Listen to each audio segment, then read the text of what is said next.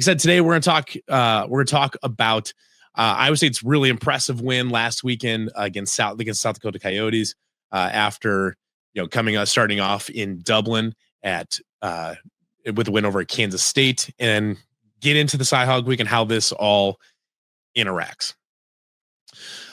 So first up, obviously the big deal this weekend. I would say coming back home after a kind of a weird week of travel to Dublin, Ireland. And this is a game too that I think a lot of people had on their calendars. South Dakota is a good football program. They're in top 5 in the FCS preseason poll. This looked like, and then Iowa State's coming off a weird travel situation, going to Ireland. They're getting back late. They have to get acclimated back time wise, and then it's also sandwiched between two rivals, your two biggest rivals in Kansas State and Iowa.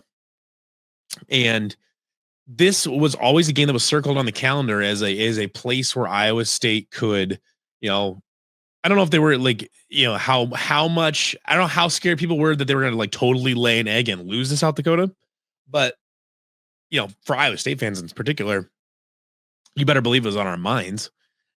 And, I think a lot of people at the minimum would be like a sympathetic to the idea that they would have a little bit of a letdown and play this game closer than they needed to. But that is not what happened. Iowa State went out on Saturday at 1:30 p.m. at 2:30 p.m. against a good South Dakota opponent on Big Fox, and flat out demolished one of the best teams in the FCS.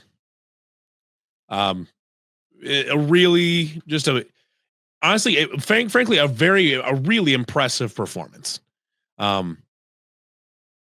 Just given the situation, given the opponent, being able to just completely put away an opponent, make it a complete non-game game. South Dakota's first possession, they were able to drive down the field and get a touchdown.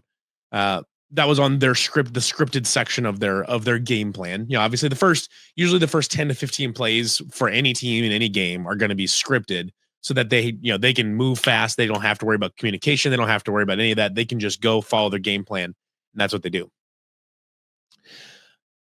South Dakota burned basically all their script plays on that scoring drive. Credit to them. They did a good job. After that, they did virtually nothing. South Dakota quarterback Aiden Bauman, the Iowa State transfer. When you watch him, you can see a quality quarterback. You can absolutely see it. He's got good arm talent. He makes smart decisions. He stands tall in the pocket, doesn't get antsy. You can tell he's played a lot of football. Unfortunately, the defensive game plan was very, very good and helped bottle that up and make it almost a complete non-factor. I do want to give credit though to South Dakota's running back as well. I have to go back and find out what his name was, but man, that kid could play. But the Iowa State defense locked them up once again. They made Kansas State's running game non-existent, and South Dakota ran the ball a little bit, not a lot, a little bit, but then they also almost completely nullified Aiden Bauman in the passing game. So, yeah, and honestly, somehow the defense was the weakest of the 3 phases of the game for Iowa State, and it was good. It was really good, but it was somehow the weakest phase of the game because I mean, the only honest way to describe this was it was damn near a perfect football game on the part of Iowa State. Could you have stopped that first drive? Yeah, you could have. Aside from that, you're really, really close to Iowa State playing a perfect football game against South Dakota. We'll start on offense, where Rocco Becht finished 19 of 20 passing. He also had 19-20 passing, 278 yards and 3 touchdowns. No interceptions, obviously. That is 13.9 yards per attempt, which is a whole lot. And you start the first play of the game, you see a deep pass to Brad Eskelson, which we saw a similar deep pass to Jalen Knoll last year in the North Dakota game. But, I don't know if I was expecting them to just do that again. I think the first year we all thought like, oh, that's a fun way to start. Then they did it again this year. And then just today or yesterday in the media availability for the coaches, Taylor Mauser came out and said, yeah, that first play wasn't, he said the first play wasn't we're just doing it for the fun of it or because it seems cool. Um, they do that because putting Rocco in difficult situations is how he gets in the zone. He's one of those people that when the pressure is low and I would say staff doesn't put any pressure on him, that's when maybe he makes, he underthrows something a little bit, makes it, makes a, kind of a little bit off time throw, whatever it is. He's got too much time to think. When Rocco is put in difficult situations and asked to make difficult reads, make difficult throws, that is when he starts ratcheting up his play. And that's when he's at his best. And that's, which frankly makes a lot of sense because, we've been talking about for a long time now about how fourth quarter Rocco is one of the best quarterbacks in college football. When the game is on the line and you need a first down, you need a touchdown, whatever it is, you want Rocco Becht as your quarterback.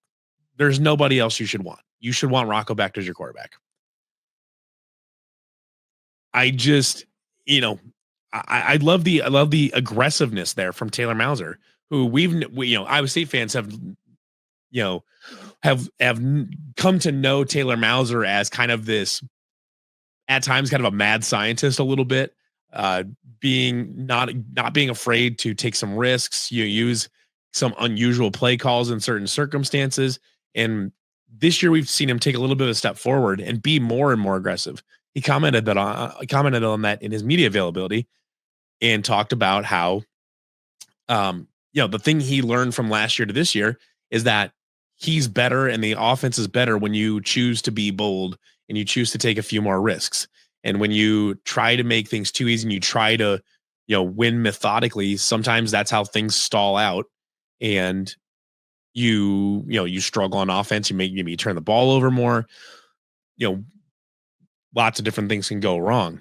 So you have, it's frankly, it's kind of a match made in heaven with the offensive coordinator and the quarterback, because you have a quarterback that does better when you put him in difficult situations, when you ask him to really lead the charge and you give him something to do.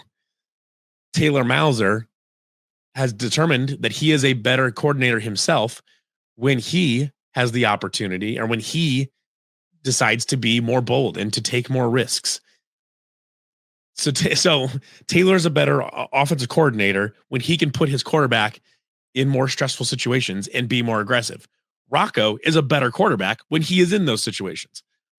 It's a match made in heaven in terms of tendencies and what each one does well, what each other wants to do in order to perform their best.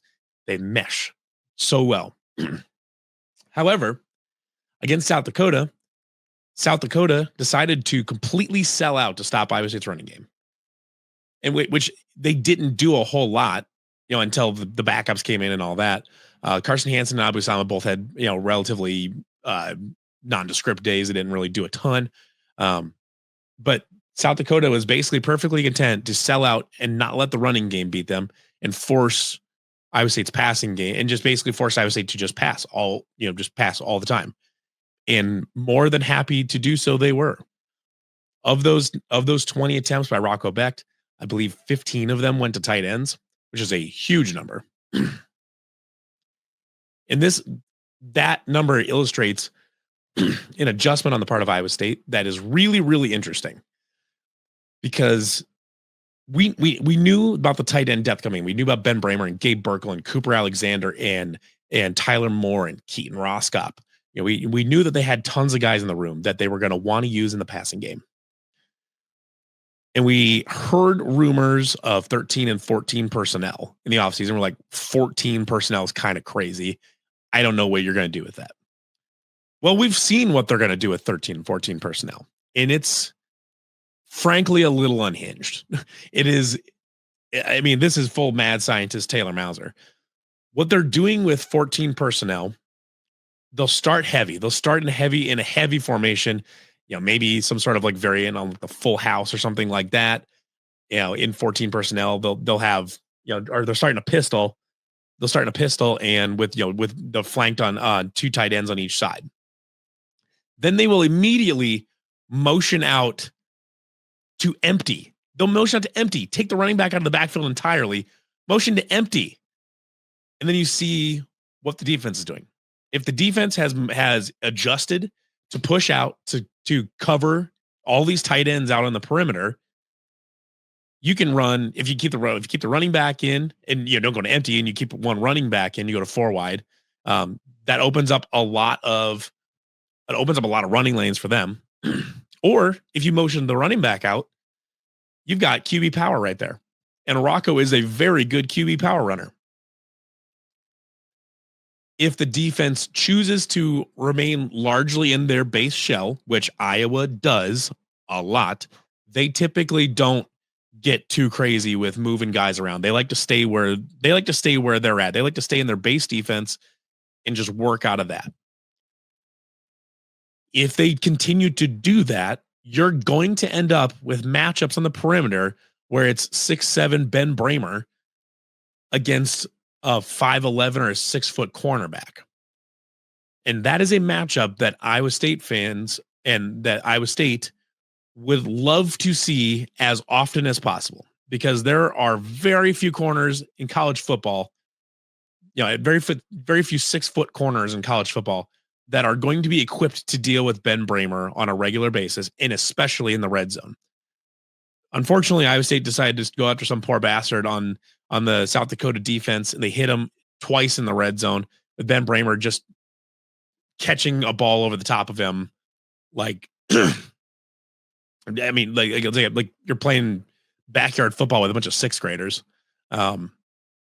It's an unfair matchup for the defense to have to deal with. And frankly, that has dealing with Iowa State's heavy tight end sets and how they're motioning guys out is probably a big, I would be shocked if that's not a big, point of emphasis for Phil Parker this week, because that is not something that Iowa ever has to defend. They don't ever have to defend 4 tight ends on the field, with 2 of them being at least 2 of them being very good receivers. Tyler Moore had a nice catch last week too. They will throw the ball to any of those 4 receivers. It's a unique defensive challenge for Iowa, especially given that the Hawks right now have major questions in their secondary. The corners, I don't know anybody that feels great about Iowa's corners. The safeties, maybe, but Xavier Wampa, as proved in last year's Cyhawk game, is a liability in deep coverage. So you're dealing with all this. You're dealing with all these tight ends on the perimeter. All of a sudden, now they motion back into a heavy set. You've brought in personnel. You've adjusted your scheme to deal with this wide set and dealing with your tight ends on the perimeter. I would say goes back into a heavy set.